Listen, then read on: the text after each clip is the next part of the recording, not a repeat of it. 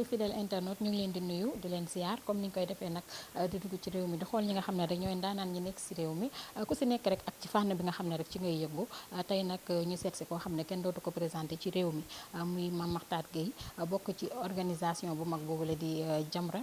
bokk it fi nga xamante ne mooy ànd sàmm jikko yi ñuy ràññee ko lool ci réew mi ci li nga xamante ne rek mooy xeexal l'islam ak xeexit li nga xamante ne rek mooy suñuy valeur xam naa sans tarder rek dañ koy bàyyi mu nuyoog mbokk yi ñu daal di dugg ci waxtaan bi Imam ñu ngi lay nuyu. waa kay jërëjëf soxna si di leen gërëm di leen sant ci seet si bi ngeen ñu seet si fii ci suñu màkkaan ngir ñu mën a weccoo xalaat see xalaat ak tontu ci wàllu actualité te di am yaakaar ne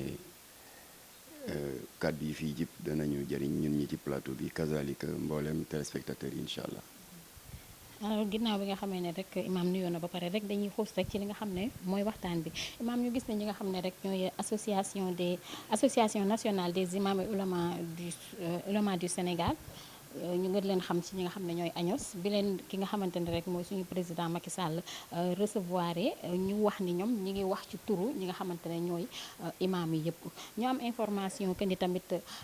bi nga xamee ni yéen taxaw ngeen ci li nga xam ne mooy waa ànd sàmm jikko yi bi ñu taxawee ci li nga xam ne rek mooy xeex bi ñuy xeex li nga xam ne mooy wàllum góor jigéen demoon ngeen seeti leen ñoom waa ANOS ba ñu signé woon pétition bi fas yéene ànd ak yéen rek ci li nga xamante ne rek mooy xeex bi ba fu mu yem mais qu'est-ce qui s'est passé entre temps.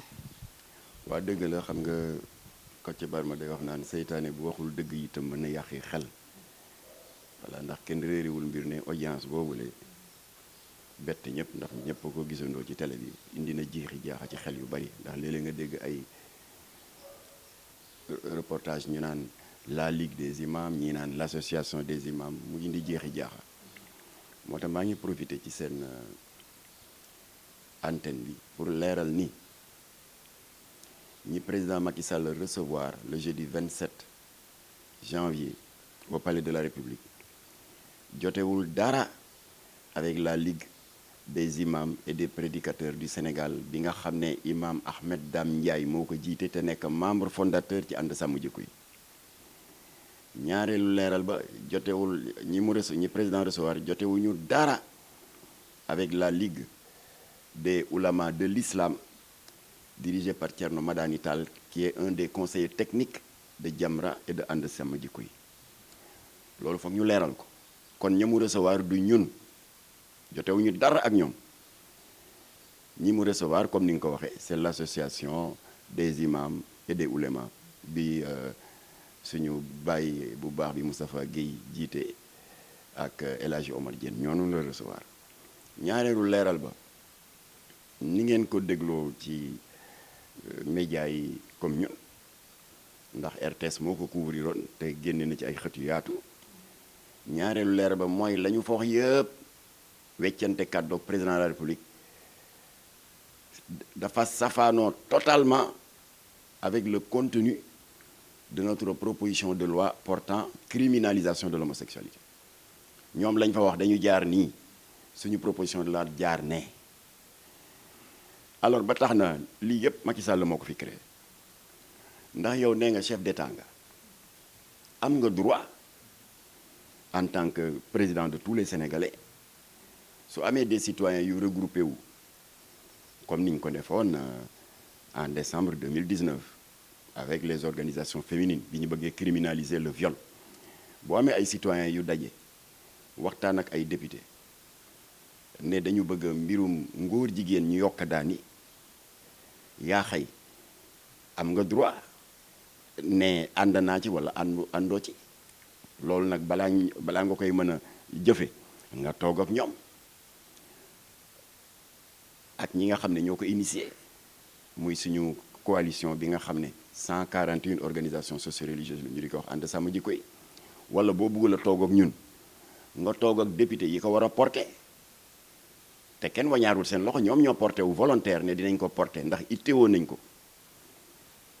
mu di Mamadou Lamine Diallo tekki Moustapha Guirassi Cheikh Bamba Dièye sëñ Mansour Sy Djamil Mame Diarra Fam bari nañu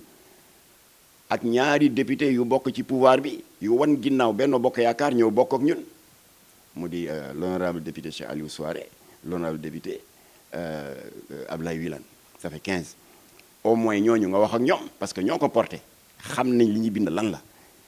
waaye nga jàpp ñooñu ñëpp ak ànd sàmm jikko député yi déposé loi bi sànni ca mbalit dem woo ñoo xam ne xamuñu ci dara ne da ngay wax ak ñoom moo tax président indi nga jeexi jaaxa ci dëkk bi indi nga njaxas ci xel yi loo tax ñuy leeral pour bañ ñu dëkkal ñu fu ñu dëkkul alors kon nag recevoir nga leen waxaat nga fa baat bi nga tàmm di wax ba dafa sàppi nit ñi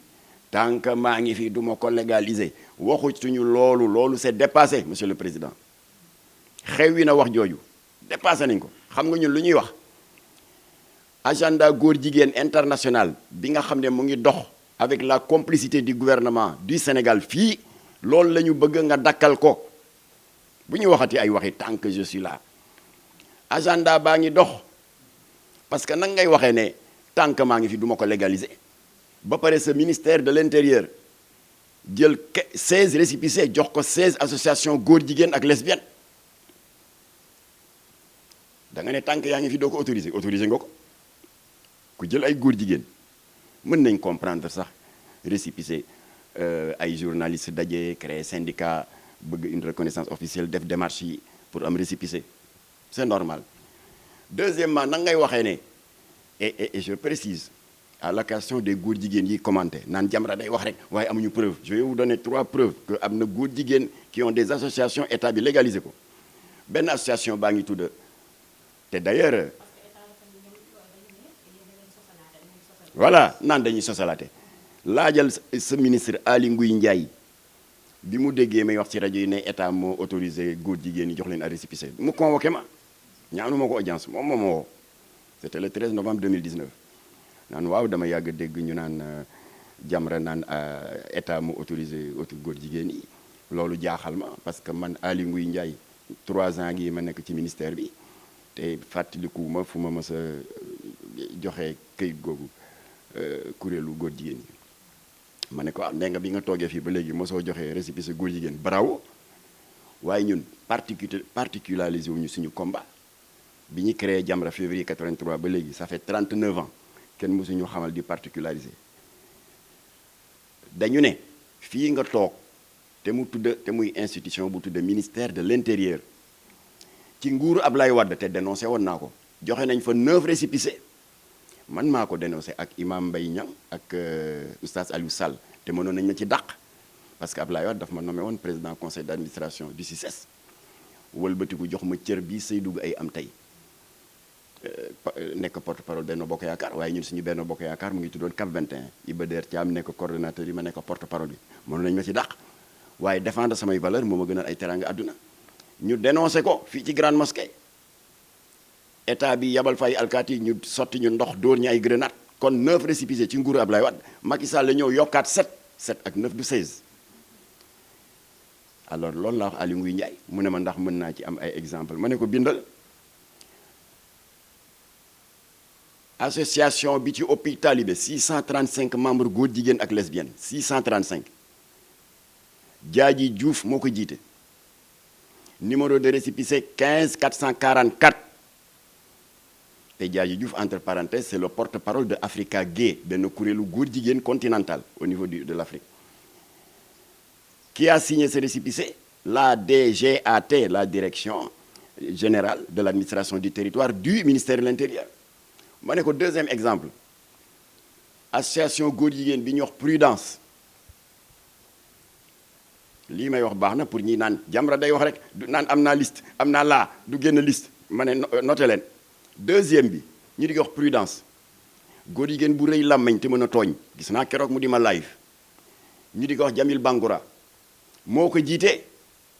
numéro de récépissé 12 345 délivré par qui et signé par qui la DGAT la direction générale de l'administration du territoire du ministère de l'Intérieur noonu daal laa ko toppee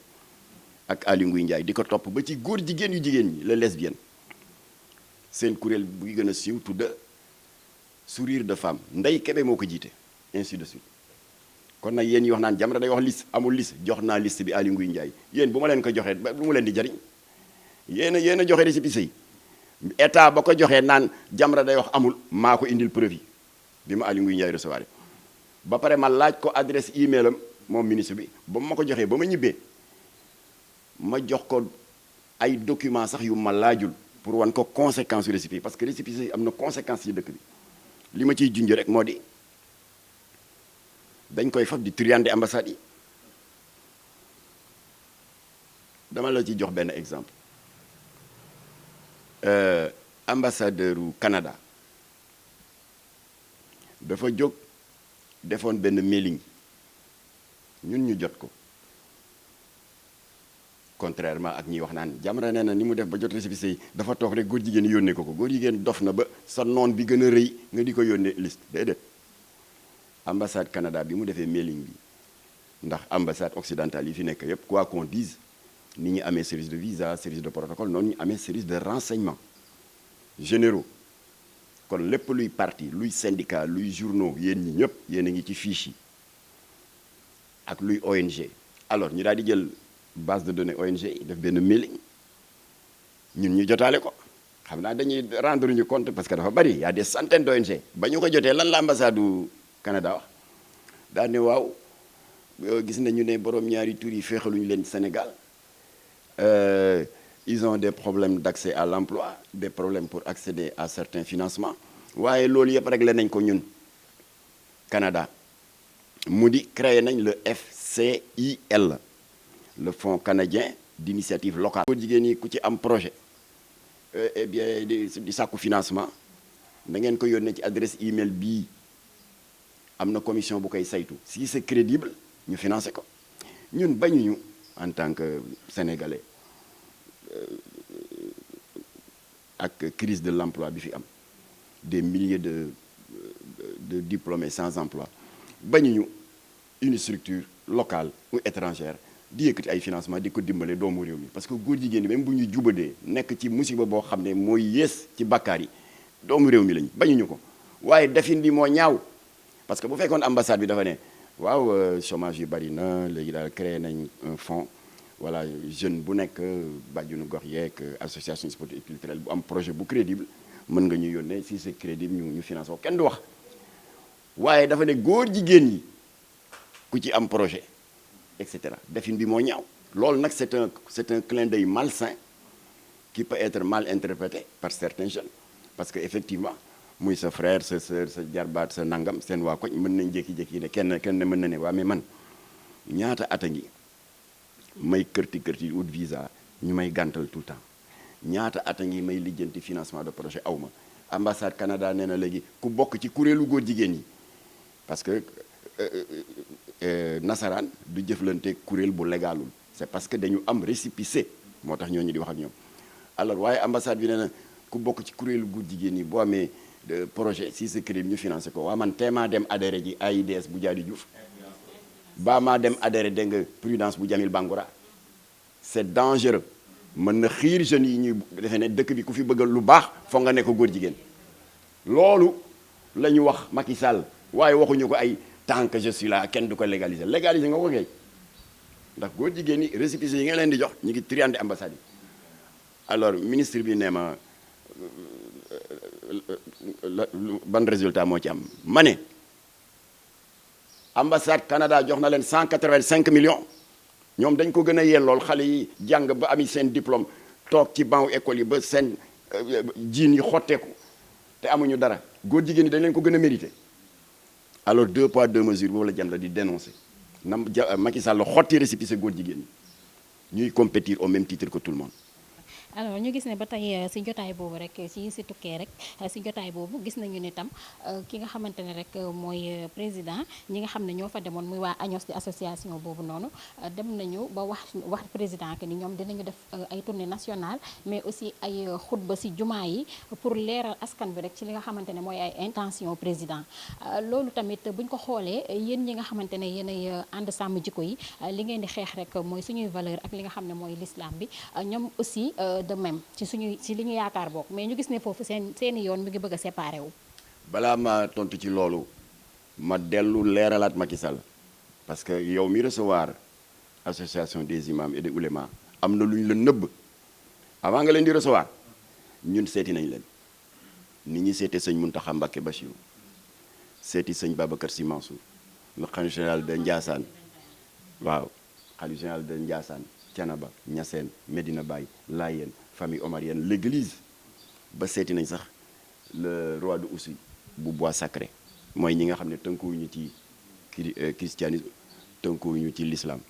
diine maam ya ni sama maamu lébu yi jamono xamba yi jamono ceddo ñoom yooyu la ñu conservé ba tey nee na même sudul affaire diine ak yooyu nee na ñoom ci wàllu ngor bi ñu doon na ci maam yi rek alors nit war naa jomb loo xam ne xaj yi sax rus nañ ko def kon ñoom aussi signé nañu waaye nag mention spéciale à Serigne Mountakha Mbacké Bassirou ak sëñ Babacar Sy Mansour li tax ma ne mention spéciale parce que yéen yemu leen ci signé ak tampon da ngeen ci boole lettre expliquer lan moo tax ngeen bokk ci ñiy exiger pour ñu criminaliser ngóor jigéen alors kon Macky Sall ñu ngi lay yëgal ne ñi nga recevoir nax nañu la parce que ba ñu defee tuuru xalif yi seeti nañu leen ñoom signé nañu wax ne ànd nañu à 100% pour la criminalisation xanaa yëgoo loolu kon ce double jeu la rafetul ci ay imam ba pare nga recevoir la ñu dem toog ca salle de banquet la xaw ma di ñu xas naan cette kii ça n'a pas sans raison d'être parce que article 319 bi doy na waroon ngeen ñu wax loolu ba bi avant ngeen di signé kon na président xam loolu lu waay gàtt gàtt xam-xam war nga xam ne il n'est pas besoin d'être un doctorat en droit pénal pour nga mën a nangu ne une loi pénale évolue avec son temps dama la ci jox deux exemples benn bi le viol par exemple au début des années 60 code pénal punir na ko à travers la loi 66-16 du 12 février 1966 loi boobu moo jur l'article 319 du code pénal qui condamne les actes contre nature mais loolu comme ni ko Almiru ñi ngi waxee jamono bañ ko tëggee matoon na sax aajuwul woon pour utiliser l'expression de Almiru ñi ñu di ci yokk virgule waaye nag jamono di dox 10 ans 20 ans 30 ans viol commencé nag nekk un véritable fléau parce que violeurs yi dootuñu violer yeñ ci mais pour ne pas être identifié et poursuivi dañ lay violer rey la ndeysaan ñi ngi masulu njabootu Binta Camara bu Tambacounda donte le jigéen la waaye jàmbaaru góor la ndax xeex na avec son agresseur ba kooku la mu bëggoon amu ko waaye waaja rey na ko moo tax bravo avocat Jamra maître Moussa Sarr yow mi ko taxaw ba ñu tëj waa ji à perpétuité parce que léegi dañ ko criminaliser à travers la loi 2020-05 du 10 janvier 2020 autrement dit ku violé yi kenn dootu la àtte ci juridiction ordinaire yi flagrant délit ak correctionnel léegi dañ la yóbbu cour de chambre criminelle loolu mooy criminalisation bu ñu dëkkal ànd sama jikko yi fu ñu dëkkul de naan ku nekk góor jigéen dañ la war a rey on n'a jamais dit ça bien que Jamra politique intéressé wuñu ndax politique Sénégal setul ñu xeex créer parti le RDS qui est la branche politique de Jamra def alliance avec la coalition Soppi bu Ablaye Wade ne dugg carax dugg assemblée am fa siège Latif xeex fa ba ñu criminaliser le trafic de drogue à travers la loi 2007-31 du 30 novembre 2007 noonu la loi pénale di évoluer waaw ngóor jigéen aussi ni ko 6 te jur article 319 doyoon na sëkk aajoowul ñu di ci yokk virgule nous sommes d'accord waaye nag jamono di dox góor jigéen yi nga xam ne kenn am na ñu bari boo leen laajee ndax Sénégal am na góor jigéen sax dañ naan déedéet jamono di dox ba léegi góor jigéen ñi créé ay association état jox leen ay récépissé ñu créé ay daayira am ay bàjjon yu góor yu nekk Europe di leen dooleel te bokk ne seen bàjjon yooyu waa ADEOS yu porté woon plainte sëñ Mountakha porté woon plainte sëñ Mbaye Sy Mansour porté woon plainte sëñ Modou Lo Ngabou porté Makhtar Gueye plainte ak Abdou Karim Gueye seen bàjjen yu góor ya nekk Europe di leen dooleel ñu ànd ceek reewande di tooñ ndax mën a tooñ weesuwul guddi gu tedd gu day ni guddi mawludul nabi ñu di ci màggal juddu gi Seydina Mohamed sallallahu alayhi wasallam mu tombé le 25 décembre 2015 ci xam nga yàlla dafa dogal suñu mbokku catholique yi itam 25 décembre ku nekk xam na ne ci la ñuy màggal juddu yonent yàlla Isa Jésus Christ lobby homosexuel yi tànn exprès cette nuit doublement symbolique parce que ñoom du ñu def dara par hasard organiser 11 mariages homosexuels à l'école Ibrahima Diouf de Kaolack loolu du tooñ su lu woon xarañteefu commissaire Bokar Ly keroog bain de sang dana am ndax taalibe bàyyi ñas yi armé jusqu'aux dents dañu bàbbeeku riir wuti commissariat bi ci la Bokar Ly rawale góor jigéen yi mettre leen en sécurité loolu tooñ la jamono di dox góor jigéen yu jigéen yi ñoom tamit jóg organisé wu benn cas rek laa ci cité et maa ngi saluer njàmbaaru délégué de quartier bu Thiaroye Léona jékki rek en août 2019 bi un gang de lesbiennes ñëw song benn kër ak i xeer di toj ardoise yi dajji parentère yi waa quartier bi xale yi jóg xeexoo bi police ñëw am lesbiennes yu bari yi daw mu am une demi-douzaine ñu jàpp leen ba yóbbu leen dégg nga police après yóbbu leen tribunal keroog seen naataango presse bi mu ngoog alors seen naataango yi ñoom ñëpp dañu ñëwoon dañ kumpa procès bi ba xam ndaw si lu ñaaw li mu def fu mu ko teg effectivement président tribunal bi ne ko waa mais yow kii ngeen attaqué këram ba jëkkër ji ba kenam xaw cee des ndax dafa ñëwoon di interposé wu ngeen fitnaal ko moom amul droit xam ne lii mu nekkee di ngóor jigéen gu jigéen di lesbienne baaxul ngor bu ko dina bu ko amul droit bu koy xelam yaddee mu ne wëlbét wan leen ginnaaw dem uti ilimaan bu ko xutba jubale ko ak jëkkër mu dellu ci néegu sëyam amul boobu droit ngeen dem songo ko def expédition punitive lu waral loolu lan la ko tontu moom chef de gang bi ne ko waaw sama far la woon kon bu jëkkee bàyyi ma dem dellu ci jëkkëram dama considéré ne que daf ma trahir mais dëkk bi fu mu jëm nga ne nag loi wu 1966 ba tey baax na tooñ bi gën a jéggi dayoo te yëkkati xol yépp c'est dans la nuit du 23 novembre 2020 gardien bi xaw naa jommi keroog 3 heures du matin bërëb bu tedd bii sa haut lieu de culte du grande mosquée de Dakar nga xam ne suñu borom dafa fonk bërëb yooyu ba wax na ci suratul jinni mu ne wa anal masajida lillahi jàkk yi sama néeg la man yàlla ay góor jigéen dugg fa di fa sëy kenn mënu ko lim ba mu jeex waaw ngeen ne nag loi bu 1966 bi doy na alors moo tax nag ni ñu criminaliser le viol criminaliser nettali naa leen ko sànq trafic de drogue ñu daal di jóg nag ne lii état la waroon kon nag comme que état defu ci dara ñoom ñu ngay tooñ rek jullit yi seen xol di jóg te sénégalais dafa pacifique et ça peut déraper à tout moment parce que y a 2 pays de la sous-région yoo xam ne bëgguma leen tudd pour bañ a tooñ lu mel ni amoon na fa yàccaaralu état bi rek góor jigéen yi di tooñ rek di dem di takki sëy diggu bëccëg mais population yi ñoo ko rek leen seen bopp de manière sanglante loolu bëgguñu mu am fii alors moo tax nañu jóg nag dal di jël contact avec des professeurs de droit des juristes de métier et d'éminents parlementaires pour que porox ndoll bi góor jigéen yi daan jaar di tooñ te dara du leen ci fekk ñu mën ko fatt porox ndoll boobu lan la article 319 ñoom Almero ak Macky Sall ak l'association des imams yi naan article 319 doy na ils ont été démentis par le ministre de la justice de l'époque bi góor jigéen yi demee takk ay sëy fële ca Kaolack xam nga dañu toog 72 heures ñu libéré leen presse bi riir daw seeti le ministre de tutelle Sidiki Kaba la woon tàllal ko micro ne ko ah waaw monsieur le ministre ñi day dégg nañu ne bàyyi nañ leen ak tooñ bi ñu tooñ nu mu rée takk sëy guddi mawludul nabi jullit yi di màggal yonent bi nga takk sëy mel ni tooñ ak dugg ci benn lieu public muy école alors dégg nañ ne en tant que chef du parquet yaa joxe ndigal ñu bàyyi leen rawatina commissaire Bokar Ly sàmmonte na ak yoon parce que yéen flagrant délit ngeen wax bett na leen flagrant délit dans le hangar de l'école Ibrahima Diouf ne ngeen dafa war a am ay preuves jàpp leen yem ci dajale na sur place ay preuves dégg nga robe de mariée bague de fiançailles ay préservatifs ak yeneen yu bon yoo xam ne teggin mayul ma di ko tudd fii mu dajale jox procureur 2 jours après ñu bàyyi leen nee nañ yaa joxe ndigal lan la tontu way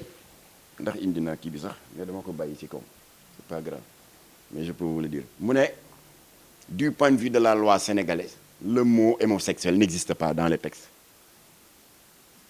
kon démentir na ñiy wax naan article 319 doy na ministre de la justice nee na article 319 mot homosexualité new ci alors moo tax nag ñu ne comme que article boobu dafa dafa périmé amu fi non seulement amu fi mais dañ ko légaliser di jox góor jigéen ay récépissé alors ñu ne kon nag nañ ko joyanti voilà looloo tax nag bi ñu waxtaanee ak juriste yooyu ba tëgg document yi ba mu pare porox ndoll boobu nag fàtte nañ ko naka lañ ko fàtte au lieu ñu ne l'article 319 condamne les actes contre nature dañuy dindi ay actes contre nature qui est flou la sànni fee ñu ne l'article 319 criminalise l'homosexualité ñu tudd ko mu leer criminalise le lesbianisme mooy góor jigéen yu jigéen ñi criminalise la zoophilie parce que y a 2 mois presse bi gisoon ngeen à la une fii ci banlieue bi ñu jàpp fi góor jigéen buy sëy ak bëy et criminalise la nécrophilie maa ngi dëgg met Jibril waa naan waa xanaa waa ànd sàmm ji koy ñoo gis kuy sulli néew di sëy ak moom yaa gën a tey ne waxuñu waxi sulli néew morgue yi la ñu wax parce que jàpp nañ bu dul benn yoon di ñaar yoon ay féticheurs ñu dugg ci morgue yi corrompre gardien yi dem di fa tëdd ak néew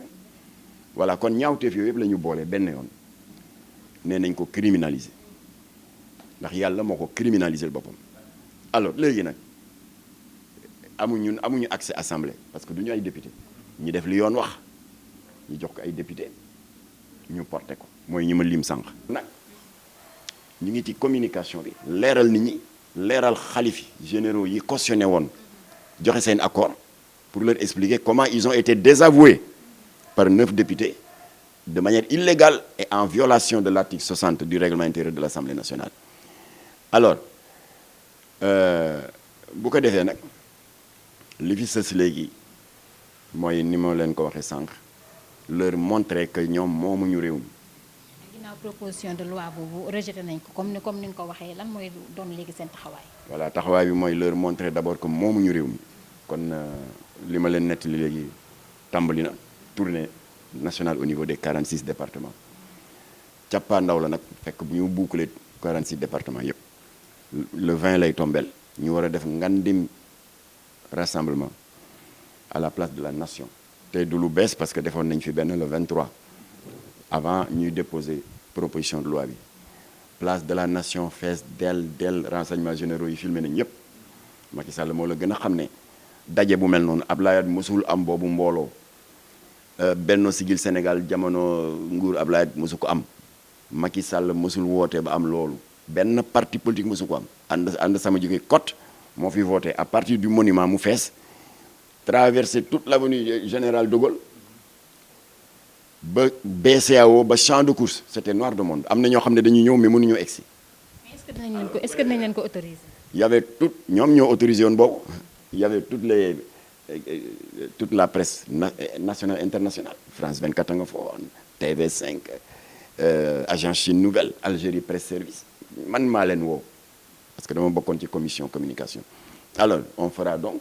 bu tournée bii ma leen di wax jeexee parce que on est en train de montrer au xalif xam nga ñoom ndeysaan dañuy toog rek rafet njort ne leen attention vous avez été désavoué yéen ne ngeen nañu criminaliser ni ko yàlla criminaliser ñoom ne nañ non baax na ni la loi de 66 doy na. mais xalifa yi lan moo doon seen réaction bi ñu yëgee nii. waaw loolu nag dañ koy garder xam naa jour rassemblement bi Ababacar Mbow bii suñu coordonnateur xëy na moom la ñuy jox la primeur mu mën a wax parce que combat bi jeexagul alors su boobaa place de la nation nous allons montrer au monde entier particulièrement lobby góor jigéen yi porté woon plainte sëñ Mountakha ak sëñ Babacar Sy Mansour ba pare di dooleel góor jigéen yi Macky Sall jox récépissé on va leur montrer inch'Allah que le Sénégal appartient au peuple sénégalais que le Sénégal n'appartiendra jamais au lobby LGBT ñu yëgal leen ne ni ngeen toroxale Île Maurice toroxal République centrafricaine toroxal Cap-Vert bi sës rek Sénégal nga xam ne moom itam sukk na jébbalu ci lobby yi dañ leen yëgal ne réew bi Bamba tëdd Maodo Baye Niass tëdd ku ko bëgg a toroxal yaay torox incha allah kon nag le 20 lañ leen di jox rendez-vous bu kenn manqué na ñëpp a ñëw. waaw moom yëpp yàlla waxoon na ko ci suñu borom wax na ko ci alquran suratul Hud suratul Anfal wax na le sort qu'il réserve à ces pratiquants du peuple de Lot wax na ko nee na dama leen di toroxal fii ak fële xam nga moom toroxal na boppam te kenn laalu ko du yéen a ko weer moo ko def mais gisagul dara nag foofu laa mën a yem. dégg na ñuy wax ni tamit ni góor jigéen yi ñoo ko yebal ngir mu def li mu def maanaam futteeku wane ay cëram yépp ci biti nee nañ góor jigéen yi ñoo ko yebal. on verra parce que xam nga amoon na temps man la ñu attaqué ponkalum góor jigéen boobu xeesal ba weex tàll Pape Mbaye lañ koy xaw ma ak borom ki xob bi tuñu ba ma xonk curu te futteeku def taatu nen ñu ngi toroxal seen bopp te xamuñu leen ko sax def loo alors man lañ jëkkoon attaqué il y a 2 mois def benn live waaw xooleen ko muy jaay affaire valeur te man fii ma ne ci États-Unis c'est pas Mbaye qui parle doomam a ngi fii xam naa quartier bi mu dëkk rue ba mu dëkk appartement ba mu dëkk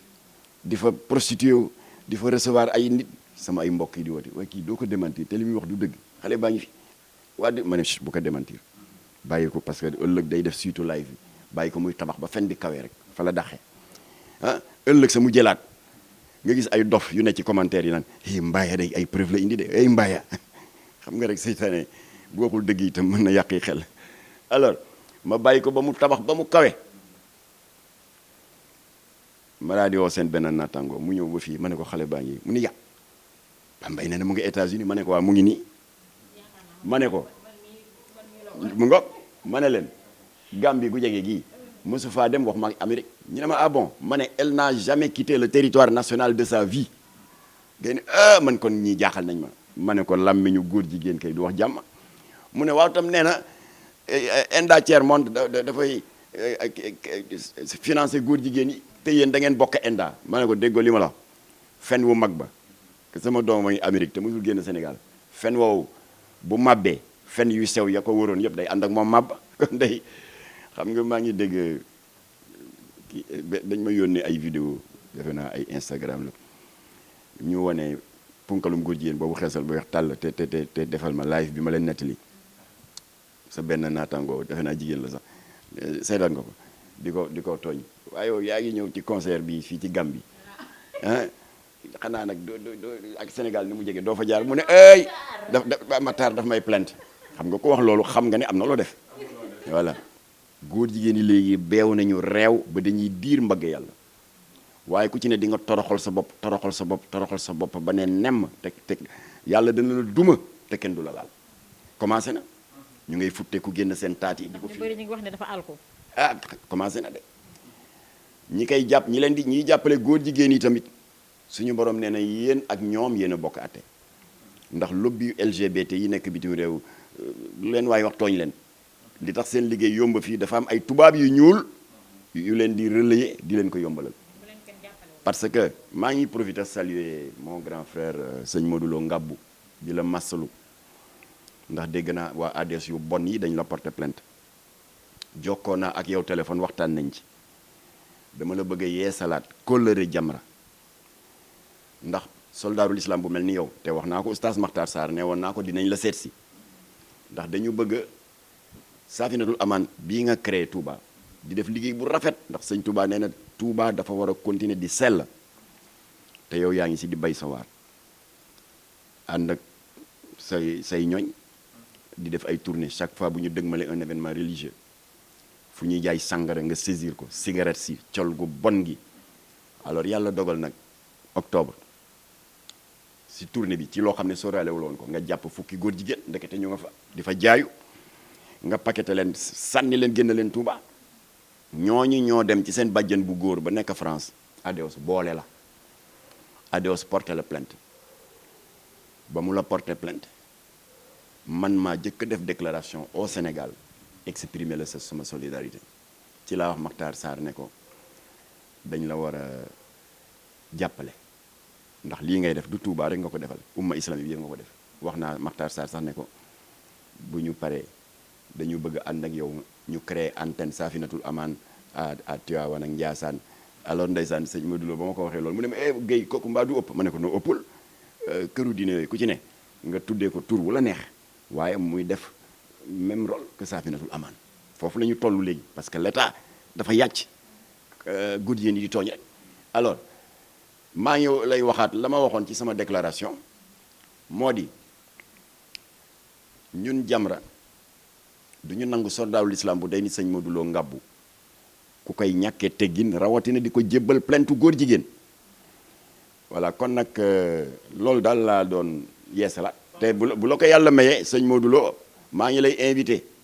Saafinatul Amaan laa bëgg ñu soli Njaga Njaay ba mu fees dell le 20 parce que sa combat la suñu combat la il faut que Sénégal jotaat boppam bu ñu nangu ñu jël suñu réew di ko jaay ay lobby góor jigéen rawatina ñoom yaakaar nañu ne am nañ fi sañ-sañ am fi dogal dama ciy cité te nag du ci Macky Sall la tàmbale de dogal bi lobby yi di dogal ci suñu réew su nguur Ablaye Wade la wax naa leen ko sànq dama fabam sama postu PCA avec salaire de député sànni fee ànd ak Oustaz Aliou Sall ak Imam Mbaye Niang ñuy défendre suñu valeur parce que dama fàtte préciser ne ba ñuy xeex récépissé góor jigéen yooyu ci nguuru Ablaye Wade dañ ci boolewaal itam lu itteelu woon moo lool Imam Mbaye Niang dafa tombé woon ñu libéré góor jigéen yi doon takki sëy 9 góor jigéen fii ci Mbao ñaari revendication yi la ñu boole woon.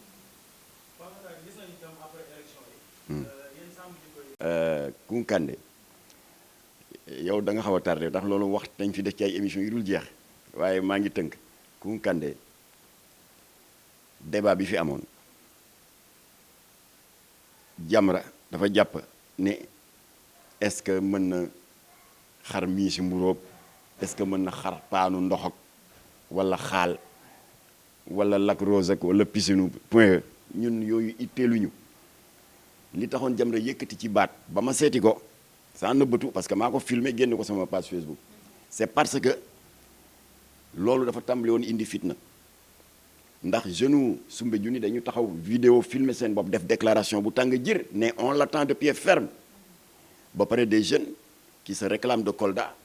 la région naturelle de Kounkandé daal ne ah non non non il a le droit ñun ñoo koy gunge ba Soumbédioune waaw imaginez ñaari camp yooyu daje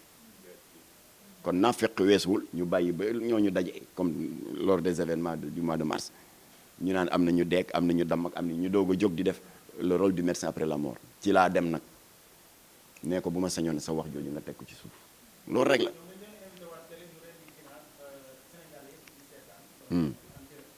waaw loolu c'est un très mauvais signal parce que affaire xërëm la affaire bokkaale la affaire fétichisme la d'ailleurs sax maa ngi gërëm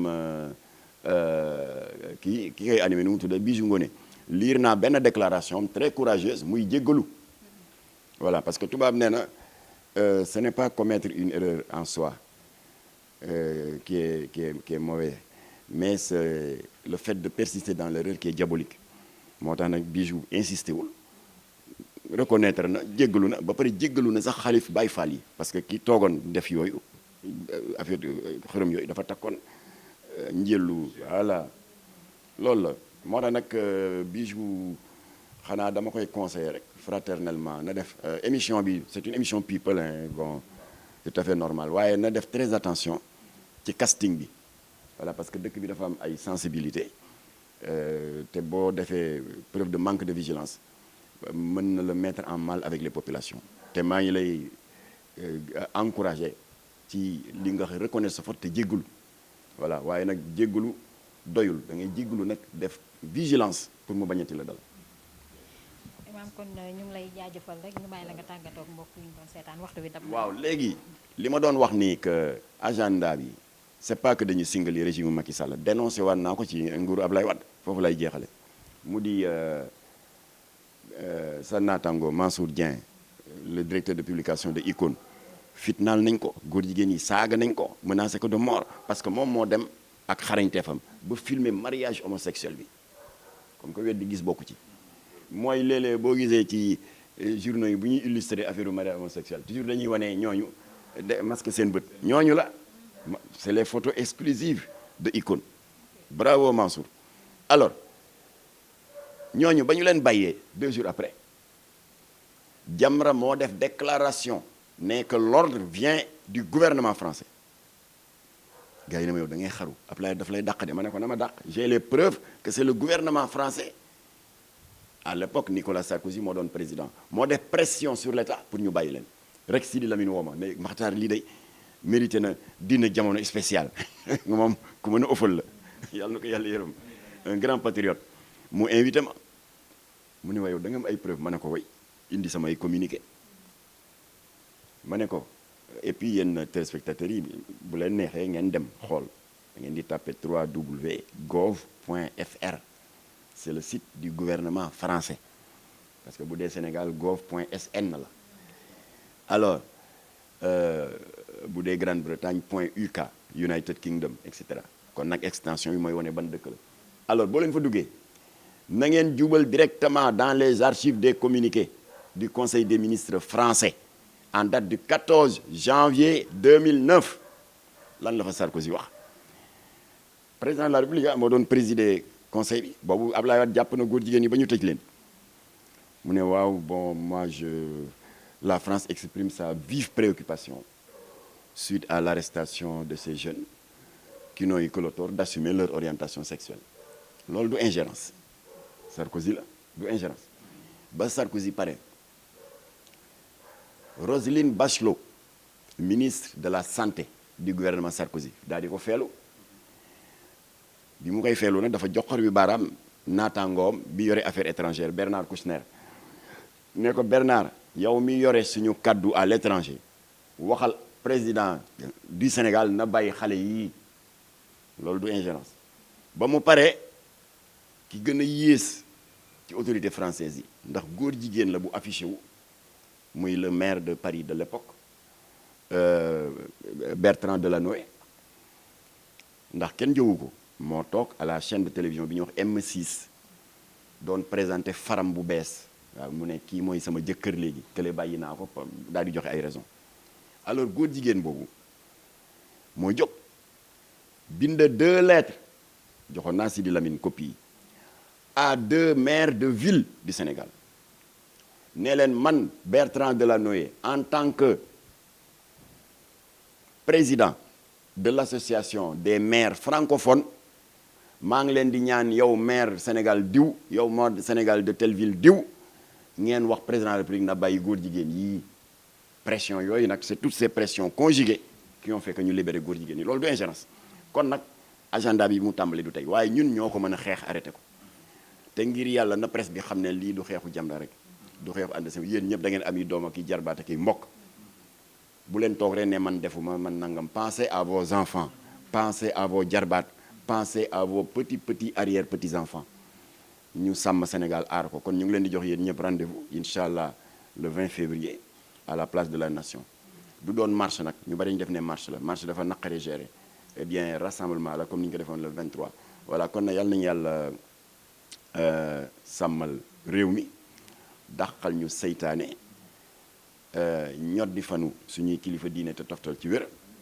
yal na yàlla def jàmm ci réew mi te laqal ñu Sénégal fu yàq yeggul wa salaamu aleykum wa rahmatullah